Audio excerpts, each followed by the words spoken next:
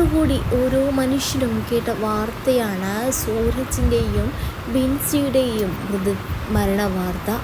കഴിഞ്ഞ വ്യാഴാഴ്ച കുത്തേറ്റു മരിച്ച നൈസ് ദമ്പതികളായ സൂരജിനും ബിൻസിക്കും ഒരേ കല്ലറയിൽ അന്ത്യനിദ്രയൊരുക്കി. ഇരുവരുടെയും സംസ്കാരം ഇന്ന് 11:30 മണ്ഡലം സെന്റ് ജൂഡ്സ് പള്ളി സെമിത്തേരിയിൽ നടന്നു. സൂരജ്, ജോണും ഭാര്യ ബിൻസി എന്നിവരാണ് അബ്ബാസിയിലെ ഫ്ലാറ്റിൽ കൊല്ലപ്പെട്ടത്. ഇവരുടെ മൃതദേഹങ്ങൾ രാവിലെ 8:30 മന്ദലത്തെ വീട്ടിൽ എത്തിച്ച് കണ്ണൂർ വിമാനത്താവളം വഴിയായിരുന്നു തുടർന്ന് പൊതുദർശനത്തിന് വെച്ചു. മന്ദലത്തെ വീട്ടിൽ അമ്മ തങ്കമ്മയും മൂത്ത സഹോദരിയും ബന്ധുക്കളും ഉണ്ടായിരുന്നത്. മരിച്ച ദമ്പതികളുടെ 7-4 വയസ്സുള്ള മക്കളെ ഇന്ന് രാവിലെയോടുകൂടി എത്തിക്കുകയായിരുന്നു. പള്ളിയിലേക്ക് മൃതദേഹങ്ങൾ എത്തിച്ചപ്പോൾ മൂത്ത മകൾ വിങ്ങിപ്പൊട്ടി. എന്നാൽ ഇളയതാകട്ടെ എന്ത് സംഭവിക്കുന്നു എന്ന് പോലും തിരിച്ചറിയാതെ പകച്ചു നിന്നു.